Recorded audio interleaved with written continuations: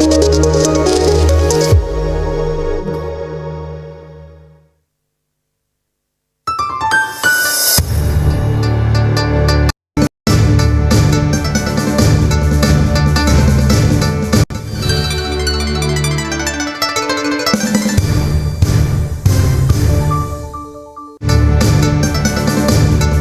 maintsy solomavambahoaka ny lehibe ny mpanohitra tsy manaraka ny lalam-pandrenana izany ho ny filoha Ravalomanana.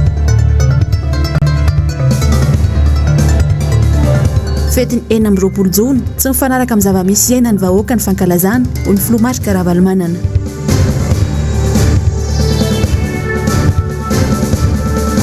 Kere any atsimo samy manao kolokolo sy mampitahotra mihitsy ve ny mpitondra. Amin'ny kafaliny indray ary no ianako aminao ato anatin'ny fotoanany fampahalalam-baovao ny MBS sady mity herinandro vaovao ity alatsinainy 9 ny volana Jona ny taona 2024 manolotra ny arahaba ary tomboky lahy sy tomboky vavy manasanao anaraka ny fotoanany vaovao hatramin'ny farany.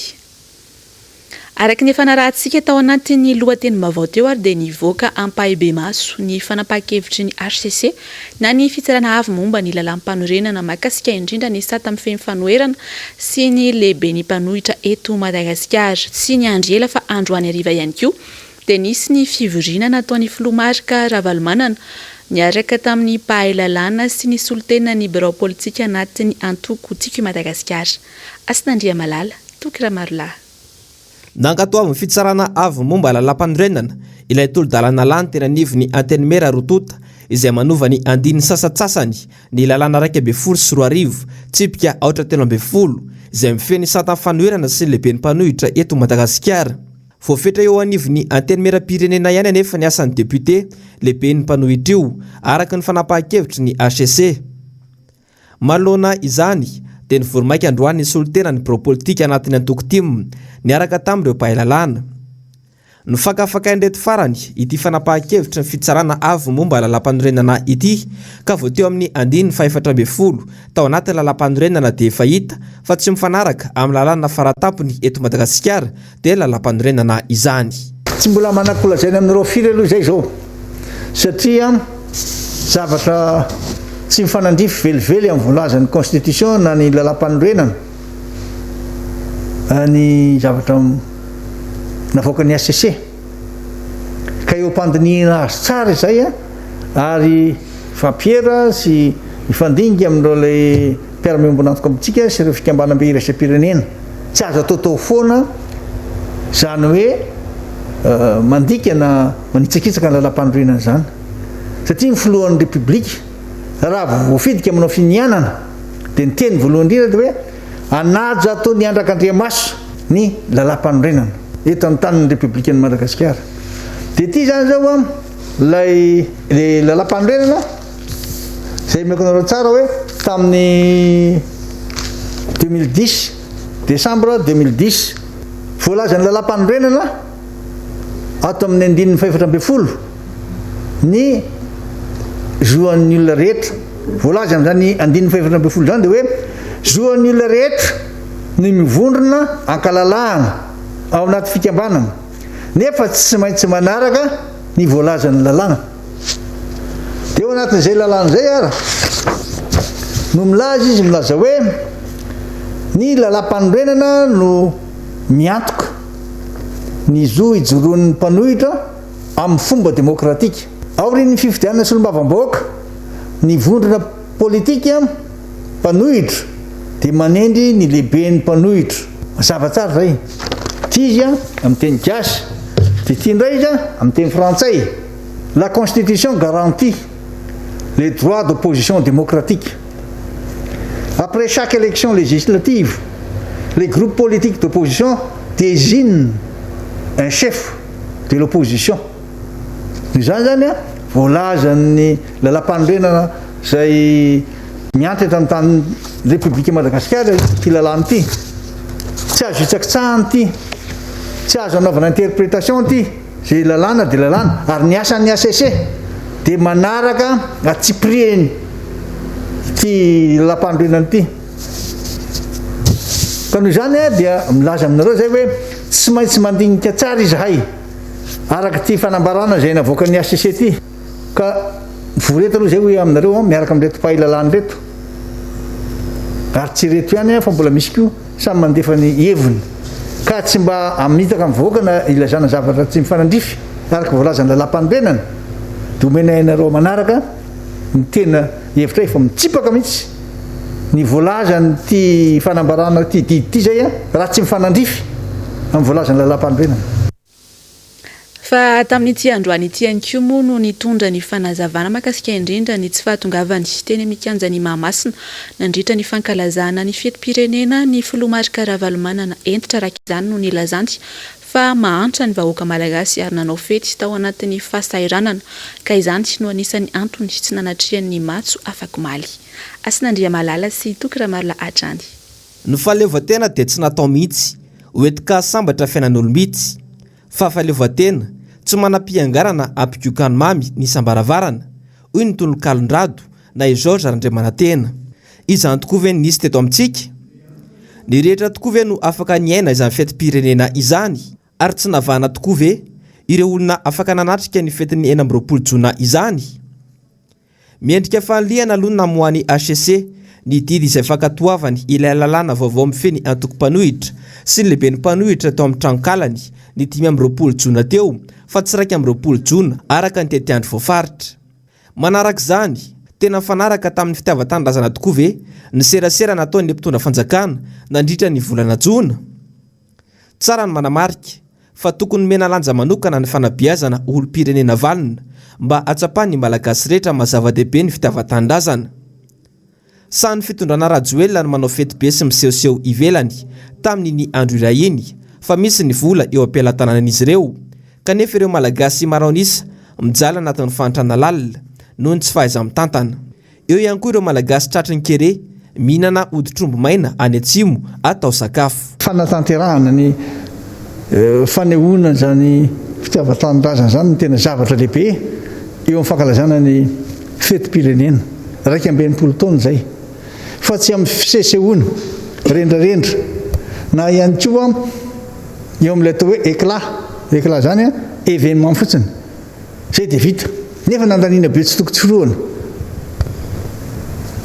ndehitra le jiro maty daholo jiro eto Antananarivo nefa ny olona tsy manana nanao fety tsisy rano ny olona manao fety tsisy jiro ny olona mampalahelo tsy vitany mampalahelo toy iny fa tena hita mihitsy fahasarana ny olona nefa dia gejaina ao anatin'ilay didy jadona zay zava-misy eto an'ity firenena malagasy ty miaraka n'ilay lazaiko teo hoe fa nitsakitsahana ny olona lampanorenana eo tokony asiana fiheverana fa miverimberina loatra le izy.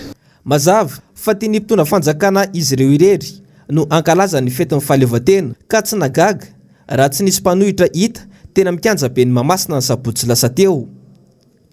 Firifiry tokoa moa no afaka nanao fety tanatin'ny fifaliana. Ny ankamarony aza dia nanao izany tanatin'ny fiafiana tanteraka. Nangina ireo tsy nanako amam-borona. Ny tany amin'ny faritra aza moa dia tena saika tsy nahitana akontanteraka amin'ny fankalazana ny fetim-pirenena. Ohatra ny tany Toliara.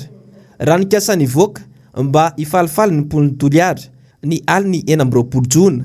Herinaratra tapaka eraky ny tanàna ny setrin'izany. Lasa fahaleovantena ny zava-misy satria dia tombotsoan'olom-bitsy hoentika hasambatra.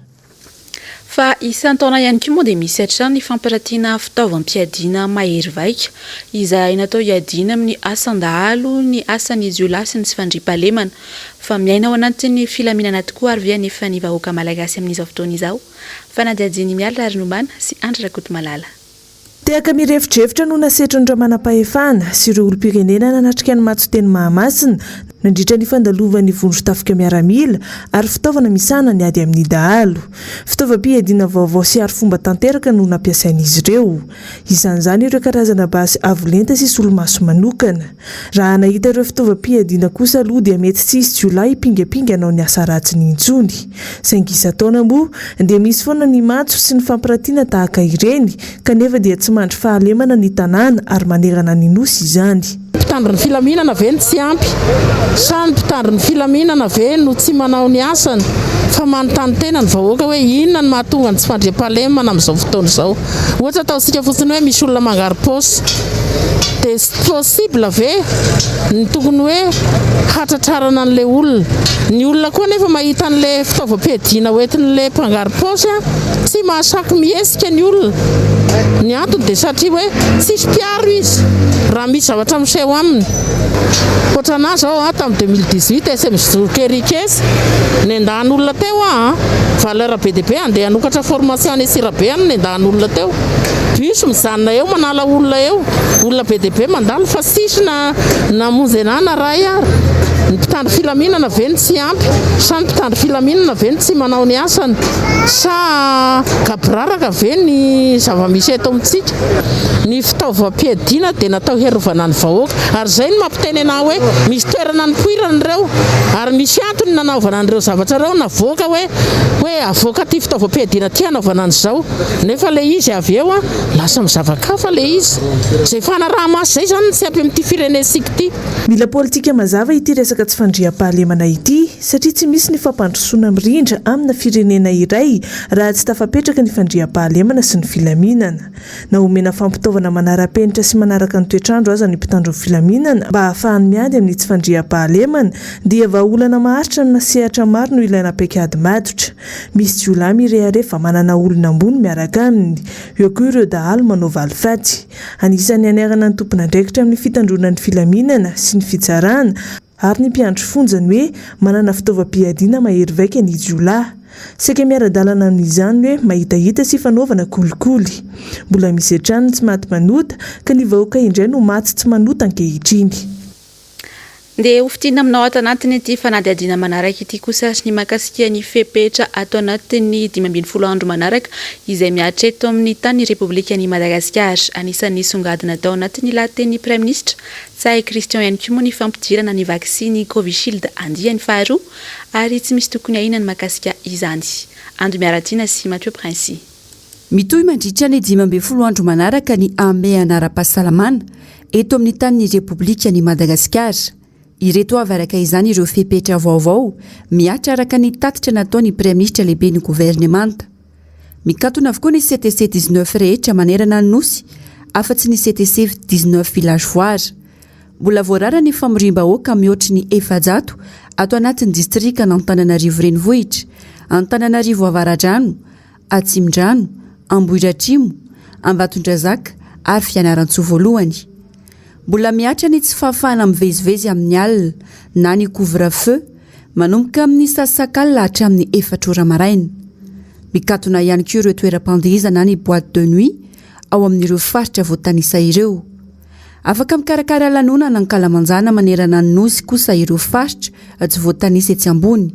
Saingy ao anatin'ny fanajana ireo fepetra ara-pahasalamana tanteraka izany. Mbola tsy azo atao ny mitondra razana vao marina fa maty ny Covid-19. Na izany mivoaka na miditra ny faritra rehetra eto Madagasikara.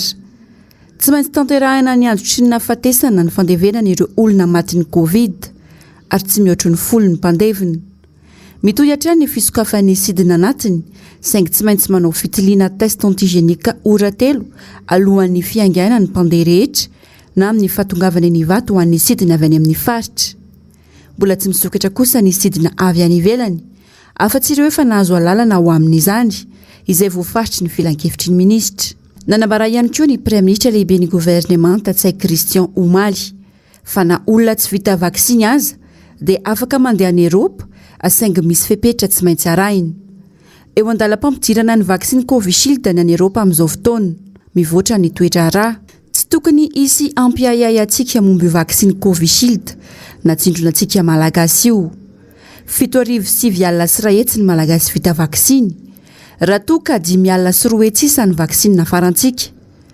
Antananarivo renivohitra, Antananarivo Atsimdrano, Ambohidratrimo, Antsirabe, Toamasina voalohany, Sainte Marie, Mahajanga voalohany, Nosy-Be no anisan'ireo distrika aloha laharana tamin'ny famaroan'ny olona natao vaksiny. Nambarany hatrany fa fatra 9 hetsy isa no tratrarina amin'ity taona ity. Mariana mofa hatramin'ny taona 13 ny fampielezana ny vaksiny eto amintsika. ny vaksiny Covishield andiany faharoa moa araka ny nambarany dia eo amin'ny 10 ny volana aogostra izao ny fahatongavany eto Madagasikara. Saika ny sehatra rehetra no saika nahita faisana vokatry ny Covid-19 teto Madagasikara. Voantohitoina avokoa ny fitadiavana rehetra toy ny any mpanakanto ohatra izay tsy afaka nanao fampisehoana nandritra ny eritaona sy tapany. Ravirazafy Mahenina, Tokra Marla.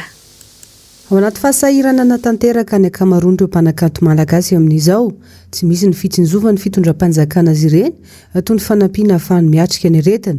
Ny asa nefa tsy misy no ny amehana ny tohitoy raha tsy izany, tsy ny rehetra no afaka manao fampisehoana anaty trano toy ny kabare. Ny mpanakanto dia mahazo vola amin'ny fanangonana olona nefa ny voasakana dia efa tsy niasa fa amam-bolana maro zany. Tena hoe nitanjona zany hoe satria fahita maso maro be artista mijaly, sasany confisqué ny entana tazomin'ny tompotrano dia lasa mandositra any amin'ny sisiny amin'ny ambom-po misy an'izay asitos dia maro be entana ny mpanakanto mpandihy mpihira tavela ao ambom-po tazomin'ny tompotrano tsy mahavoalofantrano dia ao koa ny sasany mandeha any an-tanimora mihitsy ao tanimora misy atao hoe mampito zany hoe fitazomanareo olona mbola manana maizazy mbola matanjaka arabola fa migadra mampito dia misy artiste maromaro mpanakanto mandeha mangatakaidy any. Ny mpanakanto ihany hatreto no manampy ireo namany ankoatra ny fikambanana hafa izy mitsinjo azy ireny. Natsapy izy hoe tokony hanampy ireo artista namana, indrindra ireo musicien mpitendry sy ireo mpandihy danseur tena tsy afaka nihetsika mihitsy tao anatin'ny eritaona sy tapany. Dia natsiaro izy ireo hoe natsiaro azy ireo izy hoe mba hanampy ireo artista namana ka misy voatsirambiny tanana vary sy voamaina avy any aminy ho natolotra ho an'ireo namana artista sasan'ireo. Mafimafy ihany zany eritaona sy tapany zay raha ohatra ka tsisy asa afa-tsy ataony hoe mandihy izy dia mpitendry dia mihira fotsiny dia raha fa zay mihitsy tsy mandeha zany dia fa tsisy zavatra azo raisina amin'ny fiainany na ny ofatranony na ny sakafoaniny ary tena be dia be no mitaraina kony izy zato misy mavita zato anatin'ny eritaona misy manao ihany moa ny ambanimbany voatra any amin'ny tany tsy hita maso ihany fa raha ny tena ofisiely aloha zany tena tsy zavatra vita ihany. Mba hiatrehana izy ireo ny fety moa dia nanolotra fanampiana izay tsy rambony tanana ny sabotsy teo ny mpanakanto Karina izay monina ny ivelany. Tamin'ny alalan'ny mpiara-miasa aminy moa no nahafahana nanao ny fizarana ho an'ireo mpanakanto ao anatin'ny fahasahiranana. Na dia efa nahalefana efa 100 isa aza ny famorim-bahoaka amin'izao amehana ara-pahasalamana izao dia mbola sarotra ny anarana ny fahantiantoka nandritra izay eritaona sy tapany ny atrehana ny valana aretina Covid-19 izay. Ny pejy fampianarana kosa indray dia mihamafy ny fitakiana ataony mpandraharaha amin'ny Universitény Mahajanga amin'izao fotoana izao. Tsy verina hiasa izy ireo raha tsy mivany olana raha ny nambaran'izy ireo. Marina mofa tamin'ny herinandro lasa teo iny no efa nanao antso fanairana tamin'ny tompon'andraikitra mpanjakana ny mpandraharaha tany antoerana. Samy mamonjy MBS Mahajanga. Mimakatra ambonimbony kokoa ny maropana fitokonana ny mpandraharaha Université eto Mahajanga ankehitriny. Tamin'ny herinandro teo ohatra dia namoaka ireo mpiasa rehetra izay mbola niasa izy ireo. Androany dia ny kodiarana mihitsy no nataon'izy ireo teo anoloana izay dorana moa izany. Mbola manaitra trano sy tompon'andraikitra izy ireo fa dia ampiakatra ambonimbony kokoa ny maripana raha mbola tsy mamaly ny fanjakana. Fantatra ihany koa teto fa ny syndicat sy ny tompon'andraikitra ambony sasasasany dia miezaka mamono afo an'ity fitokonana ity. Zahay PTN Mahajanga, personnel administratif et technique ato amin'ny Université Mahajanga, manoloana ny fanaovana tsinontsinonanay amin'ny tsy fahatongavana ara-dalàna ny karamanay no mbola anapana n'ilay 520 isanjato na hoe 25% zay atao hoe indemnité de technicité ao amin'ny karamanay efa nandritra ny taona maro. Notsoana sinasina fanazavana ny tapana kitsirano zao. Efa 2 volana zay tapaka io indemnité io.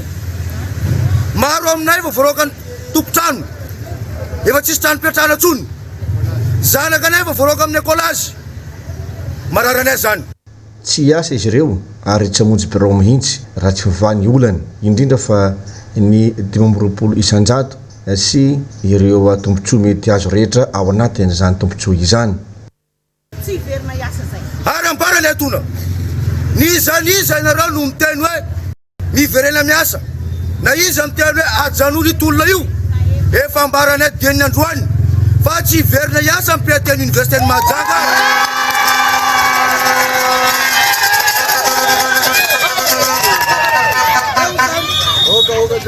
Tsy verina iasa izahay raha tsy azonay ny 25% efa tapaka 2 fois zay mais j'ai hoaviny 3 fois tsy verina ndray ny asany azahay fa de mialatsiny amin'ireo tompon'andraikitra zay mahefa rehetra eto amin'ny tany sy ny firenena ka noho izany tsy hiasa zahay ary ambaranay ho rentany rendanitra raha tsy miverina io 25% ny enda amin'ny technicité-nay tomponay tompoko vavy ka noho izany eto de miteny tsy misy raha mandeha eto miveriteny Mahajanga tompoko e na io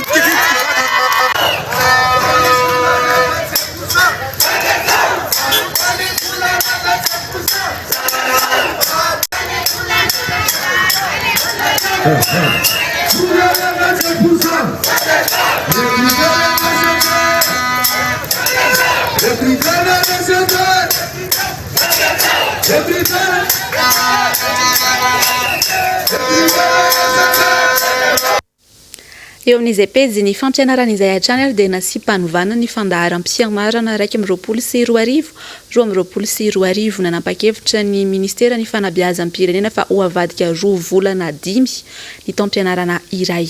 Mialy Rarinombana sy Andrakoto Malala no mitondra amintsika ny andindin'izay. Hanomboka ny voalohany volana septambra 2024 ary farana 7 oktobra ny 2 volana voalohany ary hatramin'ny fialan-tsasatra ireo mpianatra ny 3 oktobra ka hatramin'ny 7 novambra. Mandray ny 2 volana faharoa indray izy ireo ny 9 novambra ka hatramin'ny 17 desambra. Ny 17 desambra no hanomboka ny fialan-tsasatra ny fetin'ny Noely ary farana ny 4 janoary 2024 izany. Miditra amin'ny 3 volana fahatelo ireo mpianatra aorian'izay ka hatramin'ny 15 febroary 2024. Tanterahana ny 20 ka hatramin'ny 15 ny volana febroary kosa ny andron'ny sekoly. Misy indray ny fialan-tsasatra ny 14 febroary ka hatramin'ny 9 martsa. Ny 7 martsa ka hatramin'ny 9 volana aprily kosa no anatanterahana ny fandahara-pianarana 2 volana faha-efatra mialohan'ny hidirana amin'ny fialan-tsasatry ny Paska izay hanomboka ny 9 ka hatramin'ny 14 aprily. Ny 15 aprily ka hatramin'ny 14 jona kosa no anatanterahana ny 2 volana farany izay hamaranana ny taom-pianarana ary dia miroso ao anatin'ny fialan-tsasatra lehibe ireo mpianatra. Nokendrena ho vita mialohan'ny fety niverenan'ny fahaleovantena ny taom-pianarana ka izay no antony ny fanovana. Marina fa miverina ny an-tsekoly mandray ny asany manomboka ny 19 aogositra ireo mpandraraha ary ny 13 aogositra kosa ireo mpampianatra. Ady tany avokoa ny ankamaroany fitsarana mandeha ny anivon'ny tribonaly anosy amin'izao fotoana izao raha ny fantatra. Tô manjakatranty anefa ny kolikoly hatrany amin'ny fokontany ka hatrany amin'ny ambaratonga ambony ihany ka ireo tompon'ny tany indray no hiarany tsirariny tranga iray toy ny tranga iray teny amin'ny fokontany ambody vonikely Ambohimanarina no entiny Ravorazafy Mahenina sy Toky Ramarolahy. Nazava fa fifanarahana no fantany no ny faneken'ny tompony sy ilay mipetraka eto tany am-boalohany. Niova tamin'ny fifanarahana nefa ny mpanofa ary nitory teny amin'ny tribonaly. Nangataka vola ihany koa tamin'ny tompony tany fa nanajary izany antaonany maro ary nanorana teo ka mila vola solon'izay. Taorian'ny fampahafantarina ireo mpanofa moa ny roso tamin'ny fandrotanana avetrany ny tompony tany vokany ny fampitorony rotonta. Tamin'ny andro voalohany nilazany tamin'ny mpanofa fa ilainy ny tany tamin'ny 5 février 2020 dia tsy namiavaly teny izy ireo hoe tampoka be hono nilazany an'izany no nilazana an'izany dia mangataka ireo zareo raha ivolana ambandiniany an'izany tena izany. Rehefa tapitra tompoko indray volana dia 70 tapitrisa ny takiny taminay. Gaga izay dia niteny hoe fa ahoana fifanekenana fanofantanany no mifanarahany ko ahoana no izy indray no takinareo vola 70 tapitrisa. Teo izy hoe nanao ny tiapahana tamboho teo ny zareo dia nanao ny trano fandokoana fiaritsy. Dia izy hoe tsisy fifanarahana mirakitra an'izany mihitsy ato anatin'ity fifanekena fanofantany ity fa raha hoe fifanekena fanofantany anaovana tamboho sy anaovana trano fandokoana no fanarahana dia manaiky izay ny andovola izay fanarahana. Efa nomeny préavis olo ireo heritaona sy 3 volana. Tonga ny tany tompoko reto olo reto ary izao fihetsika ataon'ireto olo reto izao mihitsy izany no mampatonga ny atany eny amin'ny tribunal satria izao angalarin'le olona le tany avy eo atao amin'ny prescription acquisitive rehefa avy eo izy milaza hoe anazy le tany nefa nanofa amin'ny fifanarahana teto dia hoe zay nanao fanajariana nefa misy tatasy mazava tsara mihitsy amin'ny fifanofana. Voatondro piraitsy kombakomba ary nahazo vola tamin'ilay mpanofa ny sevoky tany eo ambody vonikely. Verevitra noho izany ireo tompony tany ary manao antsoava amin'ny tompony andraikitra mba ny tena tompony mahazo rariny fa tsy ny mpangalatra. Tsy mba mijoro tompony andraikitra zany ny sevoky tany eto fa mahilika andraikitra ny amin'ny voameran'ny fandriam-pahalemana kanefa ity voamera ity dia tena hita mihitsy hoe voamera tsy voafana tsy manana fahalalana amin'ny asany dia manao foana mandainga ary manakotana amin'ny fiarahamonina ndraiky ity voamera ity indray tamin'ny tapabolana androany nitondra olona 5 lahy nitsofoka keriny tatato amin'ity garage ity izy hoe ataony iverina hiasa ao le olona efa niala tato dia tsy haina intsony zavatra very tao na tsy izay tsy nisy tao mihitsy zany na olona ray arany fa tonga dia nitsofoka be lehibe tao daholo zareo efa olona tateo eny efa adiny roa tateo eny zay vao nisy nitendry hoe misy mitsofoka amin'ilay tanyreo zay vao tonga ka mba mangataka tompoko zay ny tompony andraikitra ety amin'ny arrondissement 6e mba olona voafana no olona raisina ho voamera pokotany na dia hoe voamera pokotany ary ny sefokotany mba olona manao compétence hoe izy ny tokony ijoro fa tsy voamera no irahana raha misy ny zavatra tena hoe ilaina an'izany.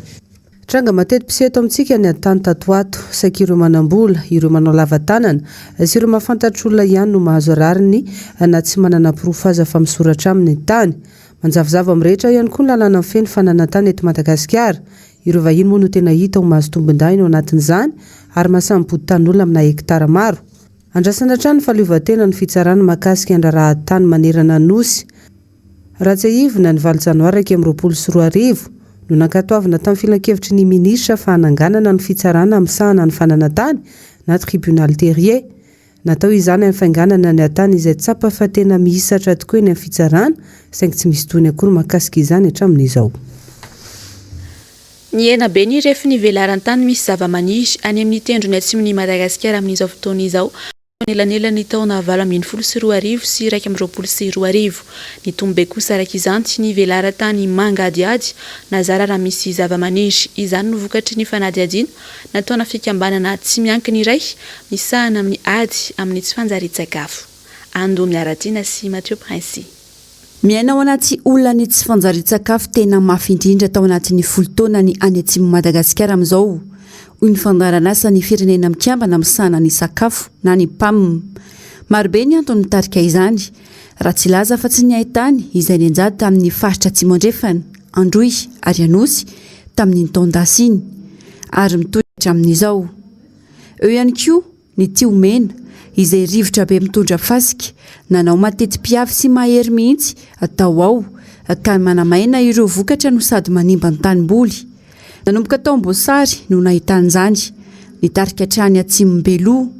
Nanao fanadiadiana fijerena ifotony ny zava-misy any an-toerana ny fikambanana tsy miankina Action contre la faim niaraka tamin'ny Carton ONG izay fikambanana miompana amin'ny fampahafantarana ara-geografika. Ny faritra Androy no tena nifantohan'ny fanadiadiana.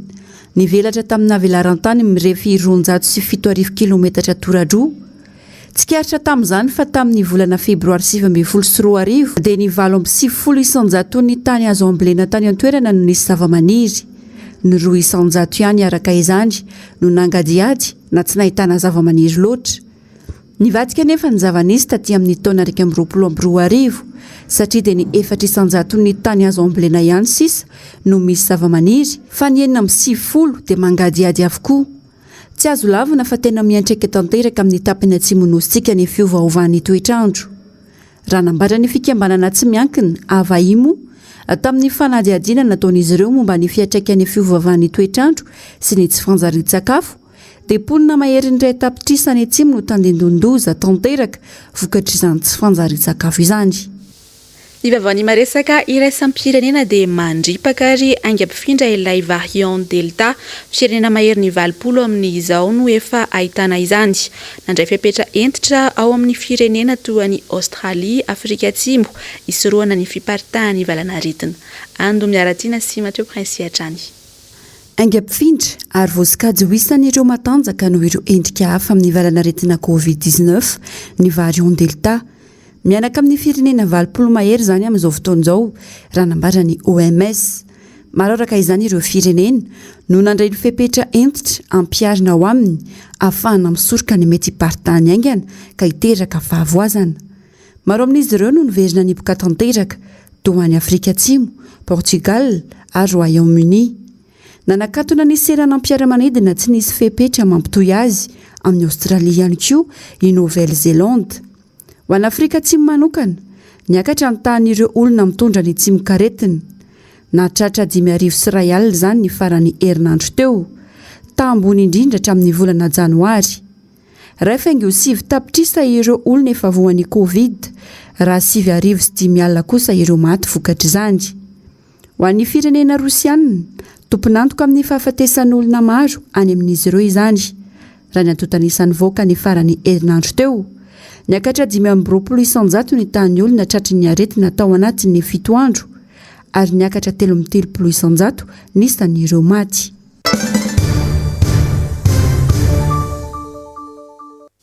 Anisan'ny mbola mitana ny sainy mpanaraba tokoa ny mahakasika indrindra ilay fanapahan-kevitra izay navoaka ny HCC mahakasika indrindra ny sata amin'ny feny mpanohitra eto Madagasikara. Araka izany ary dia pahay lalàna iray no nitondra ny heviny tamin'ny tafa ho an'ny mpanao gazety ho an'ny Androany. Nambarany ary fa fotoana tokony hanarenana ny firenena izao fa tsy tokony ilana sotasota intsony. No amafisy ny pahay lalàna ity ihany koa moa fa tsy hitovy velively amin'ny vato azo ny Filomarika Ravalomanana no vato azo na solo-mavambahoaka iray manerana ny Madagasikara. Ramano Menjanary, Manorandre Malala. Mazava ny voasoratra ao anaty lalam-pandrenana eo amin'ny 440 fa aorian'ny fifidianana solo-mavambahoaka ny vondrona politika mpanohitra dia manendry ny lehiben'ny mpanohitra. Raha tsy misy ny fifanarahana dia ny lehibe ny vondrona politika mpanohitra izay nahazo vato manan-kery be indrindra tamin'ny latsabato no everina ho lehiben'ny mpanohitra. Mazava arak'izany fa vondrona politika no voaresaka fa tsy hoe vondrona parlementaire no manendry izany, na ihany koa hoe tsy maintsy solo-mavambahoaka no lehiben'ny mpanohitra. Ity lalàna ity anefa no novay ny solo-mavambahoaka sy ny loholona izay miaraka amin'ny fitondrana ka ikasana anangana mpanohitra vaovao indray. Aiza mbola nahitantsika ny hoe lehibe fanoherana dia olona anankiray fotsiny ao amin'ny Assemblée nationale dia tsy maintsy ao amin'ny Assemblée nationale no ametrahana an'izay lehibe mpanohatra zay.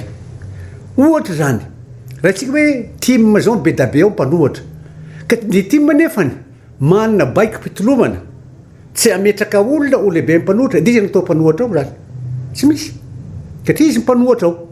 Raha tsy hoe nga araky ny lazaiko taminareo ndray mandeha le hoe ny mpitondra fanjakana amin'izao fotoana zao dia atahanamboatra mpanohatra, izy manamboatra mpanohatra contre anazy zany izy no mametraka azy ao.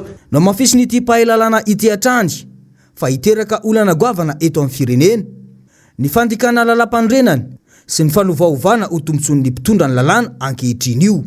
Logika indrindra zany dia hoe zay olona ny faninana tamin'ny fifidanana anankiray farany, satria tsy nisy premier tour de vita fa misy deuxième tour dia anankiroa ny candidat zany.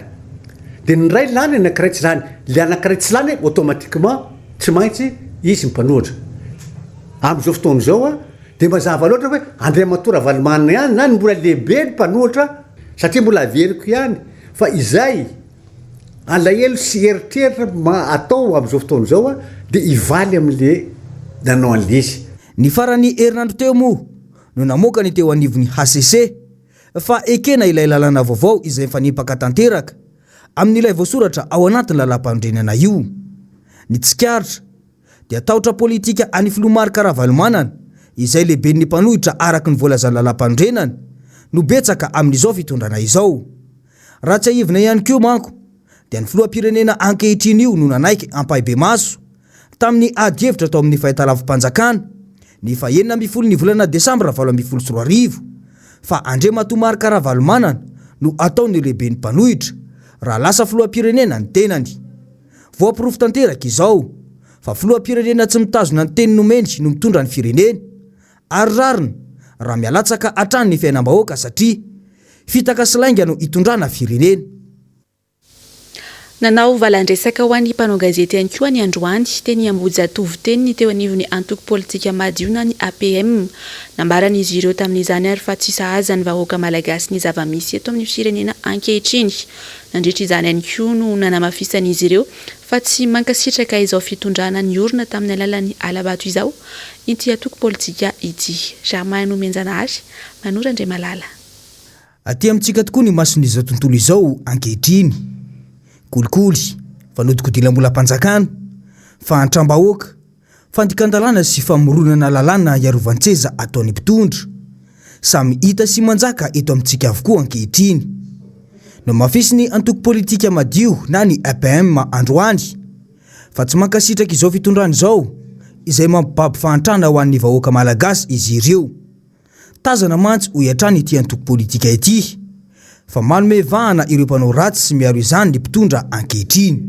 noho izy ireo miorina sy mifototra tamin'ny kolikoly fampiasam-bola meopapana sy fividianana safidim-bahoaka noho ny tsy fananana finiavana hiala amin'ny rafitra tsy mety intantanana ny firenena noho ny fanomezana vahana tsy maty manota amin'ny endriny samihafa noho ny fanomezana vahana sy fanomezana tombotsoa manokana ireo vahiny noho ny fiakinan-dosy sy fitrosana lava trosa manandevo angatahana amin'ny mpamatsy vola mahazatra noho ny tsy fananana azon-damosina mafy mitaky ny nosy manodidina sy nasiana resaka akory tamin'ny sabotsy 9 jona teo noho ny tsy fahafahana miady amin'ny orinasa mpanafatra solika ahafahana mampidina ny vidim-piainana andavanandro fehiny tsy mankasitraka ny fitondrana ankehitriny ny APM tsy manantena fampandrosoana aingana sy maharitra ny APM satria fitondrana voazanaka sy voagejany nisy teto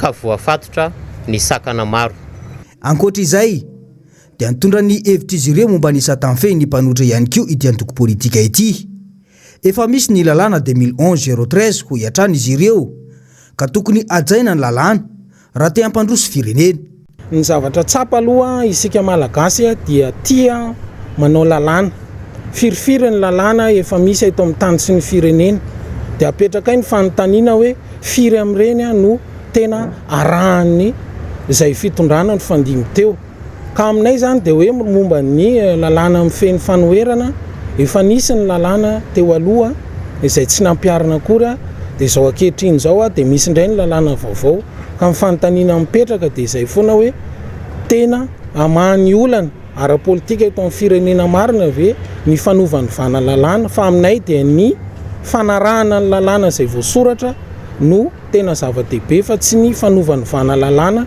isak'izay misy mpitondra tonga nanamafy moa ny APM fa tsangakevitra no tohanan'izy ireo fa tsy tsangan'olona tsy misy afa-tsy ny fanajana lalàna izay misy no ahafahana miroso ho any amin'ny fampandrosoana tena izy ho iatrany ny fanazavana ny fampiavanam-pirenena ihany no antoky ny fampandrosoana eto Madagasikara ho ny teo anivo ny CRN na ny comité pour la réconciliation nationale ho an'ny androany sy tsikaritra drany ho ity filan-kevitra ity fa ny filohan-kehitriny no tena malaina iroso amin'izany fampiavanam-pirenena izany Germain Menjanary sy Manora Andre Malala Adrany tsy misy afa-tsy ny fampiavanam-pirenena tena izy ihany no ahafahana mametraka sy mitandro ny filaminana sy ny fitoniana ara-politika eto amin'ny firenena hoy ny avy ao anivony CRN tazana nefa ny fahalainan'ny fitondrana indrindra fa ny filoha-pirenena ametraka fihavanana amin'ny mpanohitra azary lasa mila sotasota mihitsy aza ny olam-bahoaka efa tsy voavahany izao fitondrana izao kanefa dia mbola mila ady amin'ny sampanao politika ihany ao anatin'ny fifampiresahany sy ny apaisement ny ahafahanao mampandroso ny firenena fa raha ohatra ny ka mbola ho gidagida lava ohatran'izao bras de fer dia tsy hosy fampandrosoana zany ao anatin'ny tontolon'ny filaminana fifampiresahana fihavanana io mao fihavanana io tsika eto Madagasikara ihany ny gasy ihany ny manana an'io mao fihavanana io fa le mahagaga au contraire an'izay zavatra ataontsika eto mifampisara velasy ka hoy zao hoe voalohany aloha manao antso amin'ny filohan'ny repoblika eto ampy zay fifanenjehana zay raha avy any aminao reny baiko reny raha ao anatina fisavotana dia tsy tafavoaka ianao zany na ininna contexte na ininna azakazaka tianao atao na anao TGV anao zany fa mafy be na anao IEM anao raha tsy ao anatin'ny fampiavanam-pirenena tena izy no anatanterahana an'izay tsy tafavoaka anao zany am'izao contexte zao ilaina zany io fampiavanam-pirenena io raha ohatra ny hoe ny fehiny zany no atao mila mifampiresaka ny gasy rehetra ny facilité an'izay fampiavanam-pirenena zay dia ny filohan'ny repoblika chef rongony mba ampianso hoe gasy rehetra hoe ndao atsika fa sy tafavoaka sy karaha zao système zao efa rotaona sy tapany nitondrana zany zao raha mpitondra tena tia tanindrazana no mitantana any Madagasikara amin'izao fotoana izao dia ny fampiavanam-pirenena io no tokony emasoana voalohany tsy ny olana eo amin'ny sampanao politika ihany no aravina fa ny olana miseho amin'ny vahoaka malagasy ihany koa dia ny fahantrana lalina izay miteraka ady vorogoavana eo amin'ny mpitondra sy ny vahoaka hatreto tokoa mantsy to malaza tsy hinanana tovile antsaona ny CFM na ny komity ny fampiavanana malagasy manoloana ireo fisavorovoroany ny fiarahamonina amin'ny lafiny rehetra eto Madagasikara izao. Fa mbola mitoetra ny kosa ny ady ny serasera taony ilay mpanao gazety iraisam-pirenena avy amin'ny France 24 Gaël Borgia sy ny fanjakana malagasy entina anaporofonina fa misy tokoa ny tsy fanjarian-tsakafo mahery vaika any atsimon'ny nosy amin'izao fotoana izao. Raha ny andian-dahatsoratra nataony ilay mpanao gazety nivoaka omaly tamin'ny tambazotra serasera dia sahin'ny fanjakana mihitsy no manao kolikoly mba anakomana ny zava-misy ka ilazana fa mamorona ilay mpanao gazety manatsikafona ny zava-misy any an-toerana. Nisy ny fanadihadiana nataon'ny mpanao gazety Gaël Borgia izay niparitaka tamin'ny tambanjotran-tserasera niteraka akony teo mason'izao tontolo izao satria nanoe tsara ny toe-javatra mampahonena any amin'ny faritra Ambovombe Androy. Tamin'ity indray mitoraka ity dia nampiseho ny tantaran'ny ananimponina ny sary. Hatramin'ny fiandohan'ny taona dia miresaka momba ny kere sy ny mponina tsy manan-kohanina ity mpanao gazety ity. Tsy takatry ny saina ny zava-mitranga. Voatery makasombo-koditra tsy ilain'ny mpanao kiraro intsony izy ireo ka iny no andrahoana sy atao sakafo.